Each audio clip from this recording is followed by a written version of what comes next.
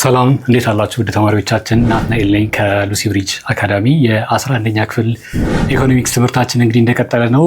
በ11ኛ ክፍል ኢኮኖሚክስ ትምህርታችን ዩኒት 2 ስር 2.4ን እያየን እንገኛለን። 2.4ን ያለው የሚታየው ማርኬት ስትራክቸር ምን አይነት ማርኬት ስትራክቸር ነው? ሞኖፖሊስቲካሊ ኮምፒቲቲቭ የሆነ ማርኬት ስትራክቸር ነው። እሱን በሁለት ክፍል እያየን ነበር። ባለፈው ክፍል እንግዲህ ምን ማለት ነው፣ ከሌሎቹ በምን ይለያል፣ ዲማንድ ከርቭ ምን አይነት ነው የሚለውን አይተን ነበረ። በዛሬው ደግሞ የምናየው ኮስት አንደር ሞኖፖሊስቲክ ኮምፒቲሽን ኤንድ ኦልሶ ኢኩሊብሪየም ቦታው እንዴት እንደሚገኝ እናያለን ማለት ነው። ኢኩሊብሪየም ቦታው እና ኢንዱስትሪ እና ማርኬት ግሩፕ ልዩነታቸው እዚህ ጋር አዲስ የምንተዋወቀው ኮንሴፕት ይሆናል። ኢንዱስትሪ እና ማርኬት ግሩፕ ልዩነቱ ምንድን ነው የሚለውን እንግዲህ የምንተዋወቅበት ሴሽን ይሆናል ማለት ነው። ሰው ከዚህ በፊት የነበሩትን ቪዲዮዎች እንድታዩቸው እንግዲህ እጋብዛለሁ። ከዛ በፊት ወደ ሴሽኑ ከመግባቴ በፊት lucybridgeacademy.com የሚለውን ሳይት እንደ ሁልጊዜው እንድትጠቀሙት እጋብዛችኋለሁ። ብሪፍ ኖቶች አሉት። ፐርሶናላይዝድ የሆነ ኤአይ አሲስታንት አለው። ኩዌስችን ባንኮች ማግኘት ትችላላችሁ። ሰው እንድትጠቀሙት እየጋበዝኳችሁ ወደ ዛሬው ሴሽን ቀጥታ ስገባ ፓርት 2 ኦፍ 2.4 የምናየው እንግዲህ በሞኖፖሊስቲክ ኮምፒቲሽን ጊዜ ኮስት እና ረቨኑ እንዴት ነው ሪሌሽንሺፓቸው የሚለውን፣ ከዛ በኋላ ደግሞ ሾርት ረን ኢኩሊብሪየም እንዴት ይገኛል፣ we have to locate the price and the quantity of the equilibrium points ማለት ነው። እንግዲህ ሞኖፖሊስቲክ ኮምፒቲሽን ላይ ፈርሙ ምንድነው ፌስ የሚያደርገው? ዳውንዋርድ ስሎፒንግ የሆነ ዲማንድ ከርቭ አለው። ዳውንዋርድ ስሎፒንግ የሆነ ዲማንድ ከርቭ አለው። ፕላስ ቱ ዛት ማርጂናል ረቨኑ ደግሞ ትዋይስ አስ ፋስት ፎል የሚያደርግ ምን አለው? ዳውንዋርድ ስሎፒንግ የሆነ ማርጂናል ረቨኑ ከርቭ አለው ማለት ነው። ሶ አቨሬጅ ረቨኑ እንግዲህ ቀጥታ ከዲማንድ ከርቭ ነው አይደለም የምንወስደው። አቨሬጅ ረቨኑ ዲማንድ which is the price አይደለም። ስለዚህ ሁለቱም ያስፈልጉናል ቱ ሎኬት ኮስት ከርቮችን ተጠቅመን ቱ ሎኬት the equilibrium point ማለት ነው። ሁለቱም ያስፈልጉናል። ሶ the average revenue and marginal revenue both decline from left to the right እንደ ዲክላይን የሚያደርጉ አይነት እንደሆኑ ይሄ አቨሬጅ ረቨኑ ኦር ደግሞ ዲማንድ ከርቭ ልንለው እንችላለን።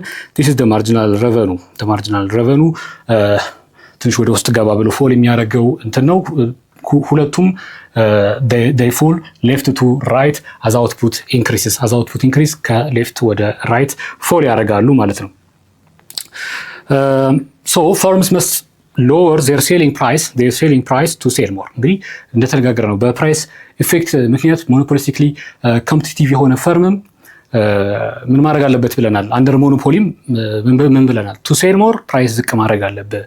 ዲስ አፌክትስ ዋት ረቨኑን እንግዲህ እና ኮስት ስትራክቸሩን አፌክት ያደርገዋል። ኦብቪየስሊ ቱ ሴል ሞር ኢፍ ዩ ሃቭ ቱ ሎወር ፕራይስ ረቨኑ ላይ እንግዲህ ያለ ጥርጥር ኢፌክት ይደርስብሃል። እንዲሁም ኮስት ስትራክቸርም ላይ ኢፌክት ይደርስብሃል ማለት ነው። ሶ ሌትስ ሲ the short run equilibrium and ፕሮፊት ማክሲማይዜሽን ፖይንቶችን እንግዲህ እንዳየነው ከዚህ በፊት እንዳየናቸው ነው። ተመሳሳይ የሆነ ጎልደን ሩል ነው የምንጠቀመው ፕሮፊት ማክሲማይዜሽን ለማምጣት which is MR should be equal with what?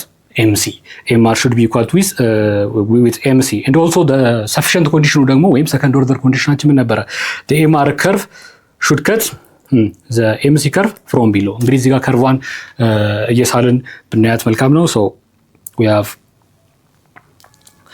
the demand curve or the average revenue curve or the demand curve, and we have the marginal revenue curve, and we have the MC, which is the marginal cost, and we have the ዝቅ ብናደርጋት more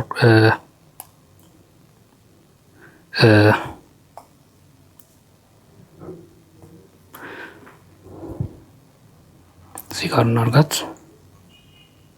እዚህ ጋር አካባቢ ነው ከት የሚደራረጉት ማለት ነው። this is the average cost. so እዚህ ጋር እንደምታዩት the tick is what? our marginal cost, right?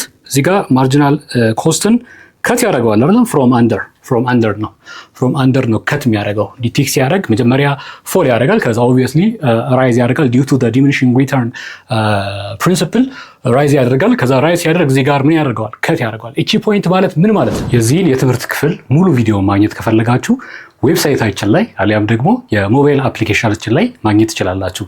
መልካም የትምህርት ጊዜ